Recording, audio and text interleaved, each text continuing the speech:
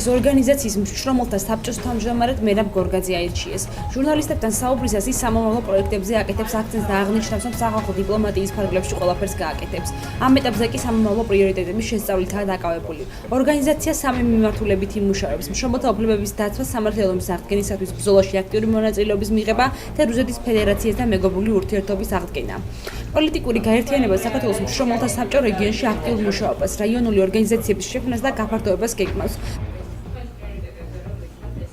კიდევ ერთხელ მოგესალმებით, უკვე როგორც ესე იგი მოქალაქეთა პოლიტიკური გაერთიანება საქართველოს მშრომელთა საბჭოს აჭარის ორგანიზაციის თავმჯდომარე მოგახსენებთ ჩვენს პრიორიტეტებს. ჩვენი პრიორიტეტი იქნება ესე იგი სამი ძირითადი მიმართულება გვაქვს არჩეული დღეისათვის. ეს არის ესე იგი მშრომელთა უფლებების დაცვა პირველი, შემდეგ იქნება სამართლიანობის აღდგენისთვის ბრძოლაში აქტიური მონაწილეობის მიღება ჩემი და ჩემი მხარდაჭერებთან ერთად. და მესამე პრიორიტეტი არის რუსეთის ფედერაციასთან მეგობრული ურთიერთობების აღდგენა და თანაცხოვრება ამ დიდ სახელმწიფოსთან. ისთვისაც ჩვენ ესე იგი უკვე მივიღეთ გარკვეული მონაწილეობა ამ პროცესებში და დღეიდან უკვე როგორც პარტიის აჭარის ორგანიზაციის თავმჯდომარე მიმაჩნია, რომ უფრო ეფექტური იქნება ჩვენი ბრძოლა. ჩვენ დავაკომპლექტებთ ესე იგი აჭარის ორგანიზაციას აღნიშნული პარტიის, გვეყოლება რაიონებში თავმჯდომარეებით და ჩვენი პარტიული აქტივი და ფიქრობ, რომ ჩამოვყალიბდებით იმ ძალად, რომელიც ანგარიშგასაწევი იქნება ხელისუფლების მხრიდან. და დღეს მინდა პირველი კონკრეტული წინადადება შევთავაზო საქართველოს პრემიერ-მინისტრს ბატონ ირაკლი ხარიბაშვილს. მოგეხსენებათ, გუშინ გავრცელდა ინფორმაცია რუსეთის ფედერაციის მიერ საქართველოსთან თავისუფალი ხელშეკრულების მოშლის შესახებ და ჩვენ მზად ვართ ჩვენი პარტიის ყოველგვარი ანაზღაურების გარეშე, ესე იგი ხუთგზიანი ჯგუფი ჩავიდეთ ქალაქ მოსკოვში, გვაქვს ჩვენ მაგის რესურსები და გვაქვს ესე იგი არხები გაგვაჩნია, რომლის მიხედვითაც ჩვენ იქ გავესაუბრებით უმაღლესი თანამდებობის პირებს და ვფიქრობ, მივახცევთ, რომ აღნიშნული ხელშეკრულების ესე იგი ძალაში შესვლა, ანუ გაუქმება დღის წესრიგში არ დადგეს და გადაიწვიოს გარკვეული ვადით. რის შემდეგაც თუ საქართველოს ხელისუფლება მოინდომებს რუსეთის ფედერაციასთან ესე იგი ურთიერთობების დალაგებას და გარღვევებას, ჩვენ მზად ვართ, რომ ხელი შეუწყოთ საქართველოს ხელისუფლებას ამაში. ჯერჯერობით ჩვენ ვერ მივჩელებთ და ვერ შევცვლით იმ საგარეო მიმართულებას ქვეყნის, ეს არ არის ჩვენი კომპეტენცია. ჩვენ სახალხო დიპლომატიის ფარგლებში, ესე იგი ჩვენ რაც შეგვეხება ამ გზებით შეგვიძლია დავეხმაროთ საქართველოს ხელისუფლებას. არასამთავრობო ორგანიზაცია ცვლილებები თანაბარი უფლებისათვის თავმჯდომარე თომა კაკაბაძე დემოკრატიული ჩართულობის ცენტრში ბათუმის მერიის განათლების, კულტურისა და სპორტის საქმეთა კომისიის თავმჯდომარეს ნინო ბერაძეს შეხვდა. ჩემი მიზანი იყო გამეცნო უკვე არსებული დღის არსებული პროგრამები და პროექტები შეზღუდული შესაძლებლობის მქონე პირთათვის, ამდაგვარი ორგანიზაციის წარმომადგენლებისათვის და მათთან ერთად გამეხილა რამდენად არის ხელმისაწვდომი მათი მონაწილეობა ამ პროექტებში, ამ პროგრამებში. ახერ მისაწვდომია თუ არ არის, თუ არა, როგორც ინფორმაციული თვალსაზრისით, ასევე უშუალოდ მათი ჩართულობის თვალსაზრისით. სამომავლოდ, სულ მალე ჩვენ დავიწყებთ 2015 წლის პროგრამების განხილვას და ამ ადამიანების მოსაზრებას მე აუცილებლად გავითვალისწინებ თითოეული პროგრამის წარმოადგენისას. ძალიან მნიშვნელოვანი შეხვედრაა და საინტერესო, იმიტომ რომ საგერბულოს დეპუტატმა გამოთქვა სურვილი შეხვედრა შეზღუდული შესაძლებლობის პირთა თემაზე მომუშავე ორგანიზაციებს, რადგან გაეგო თუ რამდენადაა გათვალისწინებული მერიის პროექტებში შეზღუდული შესაძლებლობის პირთა ჩართულობა და ვფიქრობ, რომ მნიშვნელოვანია იმ მხრივ, რომ თავად აქვს ის ზუსტი მესიჯები და აქცენტები, რომ აუცილებლად უნდა იყოს გათვალისწინებული პროექტში, ყველა პროექტებში შეძლებს დაგვარად შეზღუდული შესაძლებლობის პირების ჩართულობა. აჭარის მასშტაბით მუშაობ შეზღუდული შესაძლებლობის პირების თემაზე ინფორმაციის გავრცელების კუთხით, რომ საზოგადოების ცნობიერება ამაღლდეს ამ მიმართულებით, თუ რა შესაძლებლობები აქვთ შეზღუდული შესაძლებლობის ადამიანებს, რომ ისინი ინვალიდები არ არიან, ისინი შეზღუდული შესაძლებლობის პირები არიან, მხოლოდ იმის გამო, რომ გარემო არის მოუწესრიგებელი და არაადაპტირებული. შეხვედრაზე განიხილეთ პროექტები და პროგრამები, რომლებიც მიზნად ისახავს საზოგადოების უფრო მეტად ინფორმირებულობას, საზოგადოების ცნობიერების ამაღლებას და შეზღუდული შესაძლებლობის მქონე პირების ჩართულობას. ბათუმში რიგით მე-9 საჭადრაკო ფესტივალი დასრულდა, რომელიც 7 დღის განმავლობაში მიმდინარეობდა. ტურნირში 8-დან 14 წლის ჩათვლით გოგონები და ვაჟები ასპარეზობდნენ. 100-ზე მეტი მონაწილიდან გამოვლინდა 40-მდე გამარჯვებული. მონაწილეთა შორის ქართველებთან ერთად იყვნენ ჰოლანდიის, აზერბაიჯანის, სომხეთისა და ამერიკის მოჭადრაკეები. გამარჯვებულებს სიგელები, თასები და საჭადრაკო ინვენტარი გადაეცათ. ასევე დაჯილდოვდნენ ის მწვრთნელებიც, რომელთა მოსწავლეებმაც მეტი გამარჯვება მოიპოვეს. მე ვითამაშე 7 ხელი, მსგავსი შეჯიბრებები ძალიან მნიშვნელოვანია, ძალიან დიდ გამოცდილებას მივიღე. ფედერაცია თვითონ თავის სახსრებით აკეთებს ძალიან ბევრ ღონისძიებას და ეს ძალიან მნიშვნელოვანია, რომელიც შე შემთხვევაში ყველა ფედერაციის მეშვეობით ვერ ხდება ესეთი ღონისძიება. ასე რომ დამატებით ის, რაც ჩვენ დაფინანსებას ვაძლევთ და ხდება ამ ღონისძიებების ჩატარება, ნაწილობრივ დაფინანსებას და ღონისძიებებს ატარებს თვითონ ფედერაცია. 40 გამარჯვებული გამოვლინდა 5 ასაკობრივ ჯგუფში. თამაშები მიმდინარეობდა 4 კატეგორიაში 8-დან 14 წლამდე. გამარჯვებულთა შორის იყვნენ როგორც ქართველი, ასევე უცხოელი მოჭადრაკეები. ფესტივალის მხარდამჭერები იყვნენ ნაჭარის ჭადრაკის ფედერაცია და სპორტისა და ახალგაზრდობის საქმეთა დეპარტამენტი. დემოკრატიული ჩართულობის ცენტრში არასამთავრობო ორგანიზაცია AIP შეზღუდული შესაძლებლობის მქონე პირების უფლებისათვის თავმჯდომარე ბრიფინგი გამართა. თამაზ მჟავანაძე მიიჩნევს, რომ გამოცდებზე გამოყოფილი დამატებითი 30 წუთი 45 წუთამდე უნდა გაიზარდოს. წერვითი დავალებისათვის 30 წუთი, ხოლო ტესტირებისთვის კი 15. წლევანდელ ეროვნულ გამოცდებზე დამატებით დროს 30 წუთი შეადგენდა. ეროვნული გამოცდების მიმართულებით ძალიან ბევრი რაღაცა გაკეთდა. არ იგივე ადაპტირებული გარემოს შექმნის რაც პირობები გვაქვს, იმ პირობებში ცდილობენ, რომ იქ დამატებითი დროც არის, პირის საჭიროების სამებრ სპეციალური მულტიდისციპლინარული ჯგუფი აკეთებს ამ შეფასებას თუ პირს რა დრო ჭირდება, მაგრამ მინიმალური დამატებითი არის 9 საათი.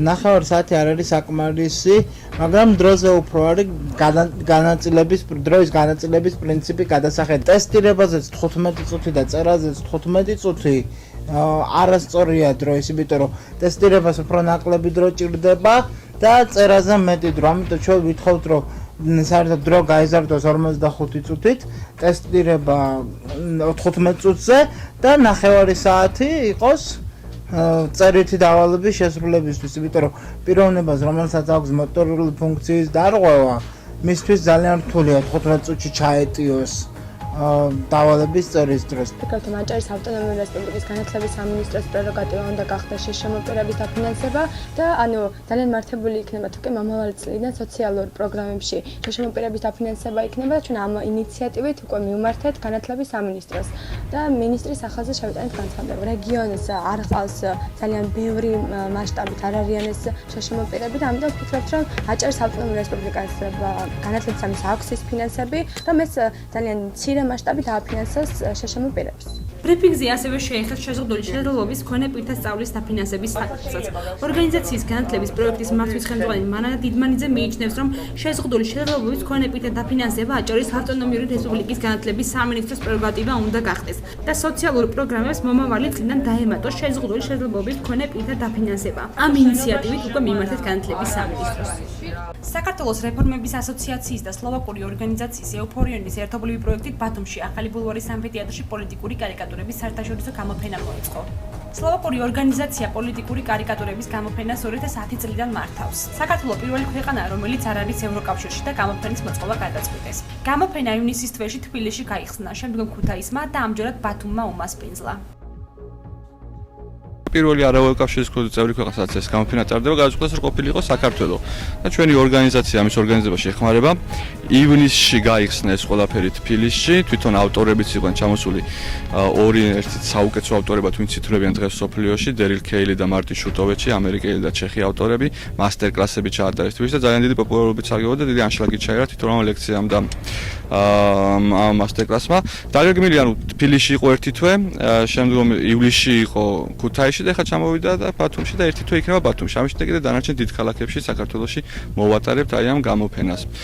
როგორც გითხარით, საუკეთესო ავტორებია, თემა არის სოციალურ-პოლიტიკური თემა, წლების განმავლობაში იცვლება ყოველ წელს ეს სურათები და ყველაზე მნიშვნელოვან მოვლენებს მოიცავს. ახლა შეგიძლიათ ნახოთ მაგალითად, რომ ძალიან ბევრი არის პუტინის, უკრაინის, რუსეთის თემატიკის კარიკატურები და ძალიან საინტერესოა, მე მგონია, რომ მნახველებს დაინტერესებს. მომეწონა ძალიან, მაგრამ ცოტა ადგილია არასტრატეგიული ჩემ თვალსაზრისით, იმიტომ რომ ახალ ბულვარში დღეს ძალიან კანტინგ უნდა გამოდის ხალხი. თავად გამოფენას რაც შეეხება, ძალიან მომეწონა. გამიზარდაშვილის ნამუშევარს გამოყოლდი ამ შემთხვევაში და კარგი იქნება თუ ანალოგიური ხშირად ჩატარდება ეს სატირა და იუმორი ძალიან გვაკლია რეალურ ცხოვრებაში, კარიკატურისტები, კარგი კარიკატურისტები მით უმეტეს და ცოტა ადგილით თუ ქალაქის ცენტრთან ახლოს იქნება, უფრო ხელმისაწვდომი იქნება ადამიანებისთვის და უფრო მეტი მნახველი იყოლება, როგორც ხედავ, ჯერჯერობით ყოველ ორი კაცი ორმა კაცმა მოაღწიეთ ამ სიცხეში აქამდე. იმედია მოვლენ შემოგვიერთებიან და ნახავენ ამ კონფინანსებიც. ძალიან მნიშვნელოვანია იმ გაგებით, რომ პოლიტიკურ პრობლემებს საჭიროა იუმორისტულად მიუდგეთ, რათა ცოტათი დაგვეხმარება ეს ჩვენ პოლიტიკური პრობლემების გადაჭრაშიც და ძალიან მნიშვნელოვანია ეს. ჩემი ფავორიტი არის, კონკრეტულად ვერავის ვერ გამოვყოფ, მაგრამ ძალიან მომწონს მიდგომა რუსეთის პოლიტიკისადმი, კარიკატურები არის ძალიან საინტერესო, ამერიკის პოლიტიკისადმი და საქართველოც ძალიან საინტერესოდ არის წარმოდგენილი. გამოფენა ერთი თვე გაგრძელდება და საზოგადოებას შეიძლება იხილონ ისეთი კარიკატურისტების ნამუშევრები, როგორიც არიან დერილ ქეილი, ანდრეი მილეცკო, ოლეგ სმაილი და ასევე ქართველი კარიკატურისტი გიორგი გამიზარდაშვილი. ახალგაზრდული ორგანიზაციის არტბიისა და აჭარის განათლების, კულტურისა და სპორტის სამინისტროს მხარდაჭერით ბათუმის ილია ჭავჭავაძის სახელობის დრამატულ თეატრში მონოპიესების ფესტივალი დაიწყო. ფესტივალი მოიცავს 6 მონოსპექტაკლს და ის 4 აგვისტომდე გაგრძელდება. ფესტივალის მიზანს წარმოადგენს ახალგაზრდა ხელოვანების ხელშეწყობა, საზოგადოების დაინტერესებას და ხელოვნების გზით საზოგადოებრივი ცნობიერების ამაღლების ხელშეწყობას. თულია ძალიან, უბრალოდ ერთი მომენტია, რომ აი ექსტრემალურ სიტუაციებში კი გადაწყვეტილებების მიღება ეს ხან გეხმარება და ხან ძალიან გიშლის ხელს. ამ შემთხვევაში? აქაც ორივე შემთხვევა იყო, ანუ რაღაცებში დაგვეხმარა იმას, რასაც შეიძლება დიდი ხანი მოვანდომებდით კეთებას, ეს უცებ გავაკეთეთ, მაგრამ ის რასაც დრო ჭირდებოდა, ეს უბრალოდ არ გვეყო ეს დრო. ეხლა საინტერესო იყო, იმიტომ რომ ჩემთვის მონოპიესაზე მუშაობა იყო პირველი, ასე ვთქვათ, ექსტრემალური მარტო ამის გამო იყო ყველაფერს დროს რო თავი დავანებო ვთქვათ, დადგმაც, იმიტომ რომ პროექტის მიზანი ესაა, რომ რაღაც ექსტრემალურ სიტუაციებში მოხერხდეს რაღაცა პროდუქტის შექმნა. ეს არა. საინტერესო იყო, რა თქმა უნდა, ეხლა წერის პროცესიც საინტერესო იყო, რეჟისორთან ერთად მუშაობა წერის პროცესში, რომ დადგმის დროს ვთქვათ რა. ორივე ძალიან საინტერესოა. პრესკაფეში ქუთაისელი მხატვრის ლია უკლებას ნამუშევრების საახმარო თამაშის გამოფენა მოეწყო, სადაც წარმოდგენილი იყო 4 წლის განმავლობაში მხატვრის მიერ შესრულებული ნამუშევრები. ეს მხატვრის პირველი გამოფენაა ბათუმში.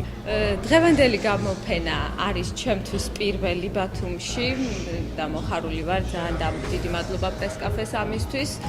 რა ვიცი, ბედნიერი ვარ, რომ ბათუმში ვარ. მინდოდა რომ დღეს, ამ გამოფენით მინდოდა რომ გამეცნო აქაურები, აქაური ადამიანები, ვისაც აინტერესებს მხატვრობა და თუკი ჩემი მხატვრობას დაინტერესებთ, ეს იქნება ჩემთვის ძალიან მნიშვნელოვანი. ეს ნამუშევრები მიდის ოქტომბერი, ნოემბერში მიდის გერმანიაში, ქალაქ ბადენ-ბადენში, ერთთვიანი ხელშეკრულება მაქვს გაფორმებული, ერთი თვის განმავლობაში იქნება იქ გამოფენილი, ამ ქალაქში იქნება გამოფენა გაყიდვა და რა ვიცი, იმედი მაქვს კარგად მიიღები.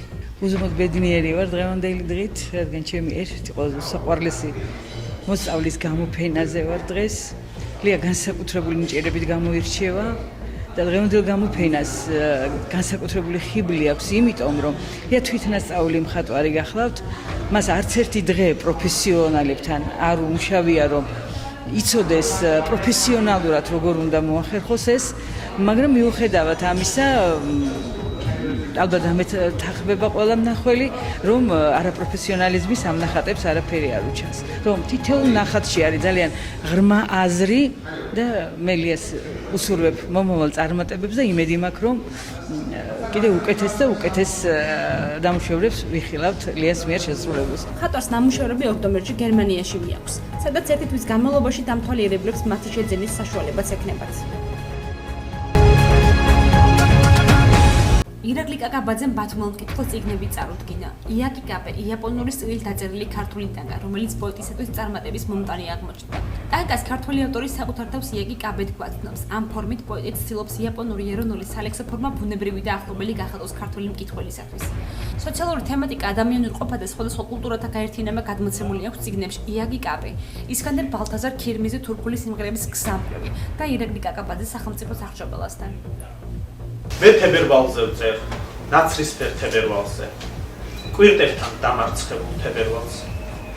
სიცარიელის სიმძიმეზე ვწერ, ნაცრისფერ სიცარიელეზე, ქარებით სავსე სიცარიელეზე.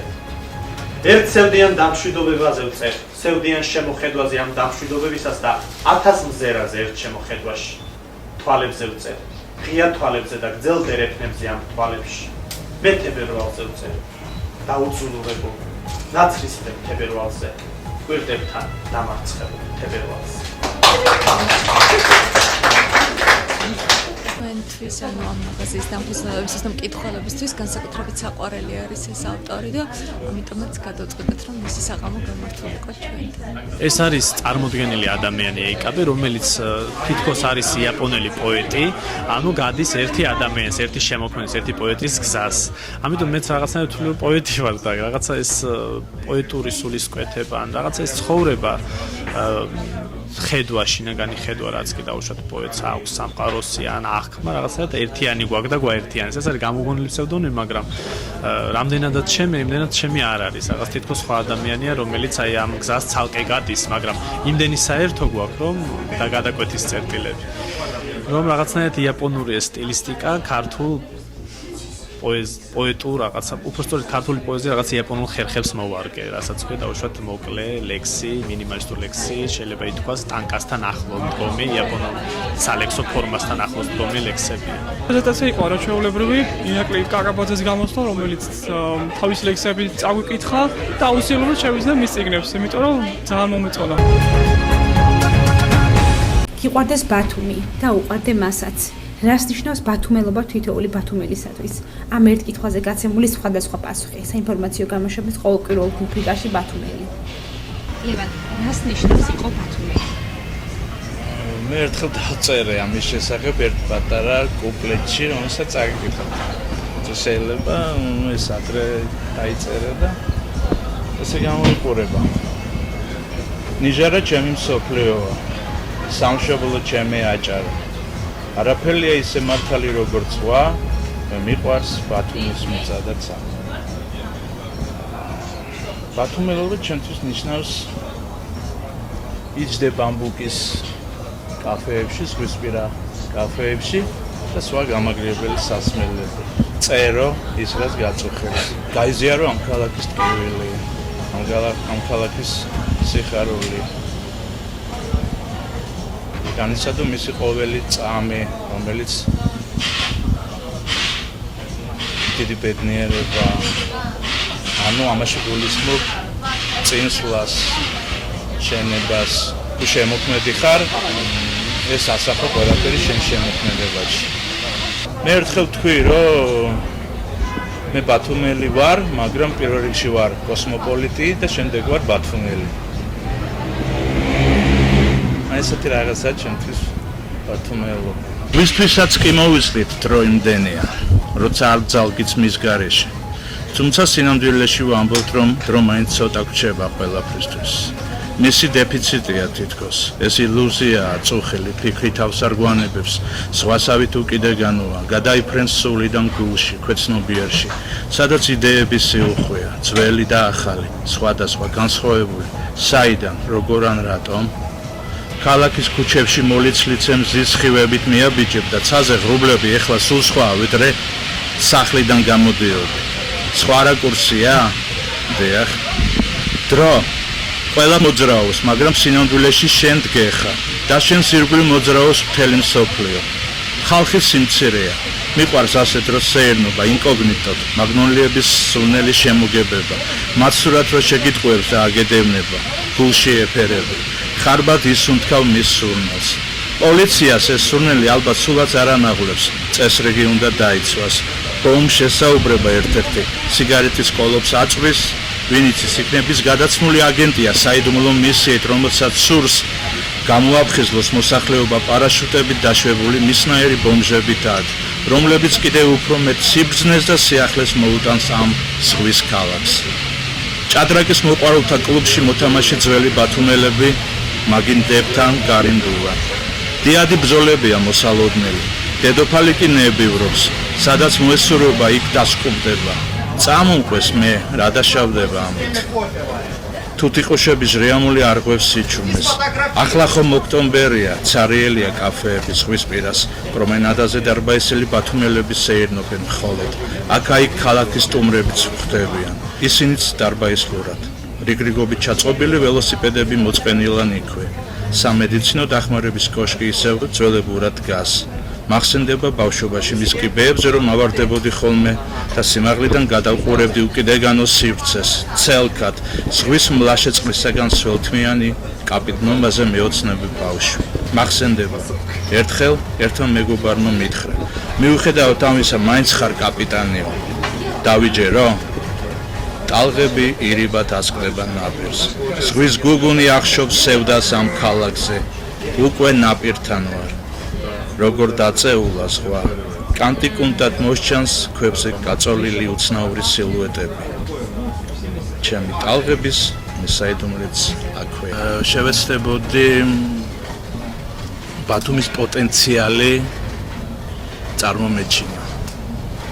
იმიტომ რომ მე ვიცნობ ძალიან ბევრ კარგ ბათუმელს და ჩვეულებრივ ბათუმელს, რომლებიც საერთოდ არ ჩანა. ეს ხელოვანი შეიძლება იყოს, ეს შეიძლება იყოს ჩვეულებრივი კოლექციონერი, მუსიკოსი და ასე შემდეგ. უბრალოდ ბათუმელი. და მათ შესახებ არავინ არ იცის თითქმის არაფერი. და მე გამოვიყენებდი ამ პოტენციალს. ანუ შევეცდებოდი, რომ იმ ხალხს, ვისაც ეს ეხება, მიაქციონ ყურადღება ხელოვანებს, ბათუმელებს. აი ამას შევცვლიდი, იმიტომ რომ ნაკლები ყურადღება ექცევა და შემოქმედისთვის ეს ძალიან მტკივნეულია. ჩემთვის ბათუმი ახალია, ახალგაზრდა, ახალი სისხლით სავსე და მინდა ვხედავდე სულ აი ამის გამოხატულებებს, რაც შეიძლება მეც ჩვენს ქალაქში. ეს ახალგაზრდავე მინდა გაგრძელდეს ყოველთვის. ანუ არასოდეს დავერებული იყოს. აი 10 წელი რო გავა, 20 წელი რო გავა, 100 წელიც რო გავიდეს, სულ ახალგაზრდა იყოს მინდა ბათუმი. მე მიყვარს ჩემი გულის კანიბალი ნოემბერი. ზღვაში გარინდული ლაინერი ბურუში. ზღვის სპონტანური გამოფენებით პლაჟზე ბათუმში. აი ლამპიონზე შემომსტარა ყვავი. ქოლგიან ბათუმელებს ათვალიერებს შავი თვალებით, ავი. მე მიყვარს, როცა ალამაზებ ჩემს ოთახს ყვავილებით. მე მიყვარს ნოემბერი, მისი მუსიკის შთამაგონებელი წამი. მიყვარს ჩემი გულის კანიბალი ნოემბერი, მისი ცივი ჰაეროვანი ღამე, ჩემი სიცოცხლის ვარსკვლავების შუქით მოფენილი.